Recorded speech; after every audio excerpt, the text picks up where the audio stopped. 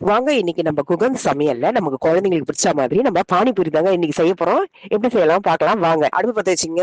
பாத்திரம் வச்சு உருளைக்கிழங்கு ரெண்டு ரெண்டா வெட்டி போட்டு தேவையா இருக்க உருளைக்கிழங்கு ரெண்டு ரெண்டா வெட்டி போட்டு வேக வச்சு எடுத்து வச்சுக்கோங்க. பானிபூ மசாலாக்கு தண்ணி ரெடி பண்ணலாம் வாங்க. புதினா ஒரு கைப்பிடி புதினாங்க, ஒரு கைப்பிடி மல்லிங்க, ஒரு பச்சை மிளகாய், ஒரு துண்டு இஞ்சிங்க, கொஞ்சோண்டு சீரகத்தூளுங்க, உப்பு போட்டு ஒரு அரை எலுமிச்சை பழம் புளிங்க நல்லா மிக்ஸி ஜார்ல கொர கொரன்னு அரைச்சிட்டு அதுக்கப்புறம் மைய தண்ணி ஊத்தி அரைச்சிக்கோங்க. அதுல ஒரு 2 டம்ளர் தண்ணி ஊத்தி நம்ம தண்ணி வச்சு வெடிக்கட்டி எடுத்துருங்க. உருளைக்கிழங்கு வெந்துருச்சான்னு பார்த்து இறக்கிடுங்க. கடாயை வச்சுக்கோங்க. நம்ம ரெடிமேடா பானி பூரிங்க அது வாழ்ந்துருக்கிறோம். அதை எண்ணெயை காய வச்சு அதை போட்டு பொரிச்சு எடுத்து வச்சிருங்க. வேக வச்ச உருளைக்கிழங்க தோல் எடுத்துட்டு நசுக்கி வச்சுக்கோங்க. ஒரு 4 வெங்காயம் பொடியா கட் பண்ணி வச்சுக்கோங்க.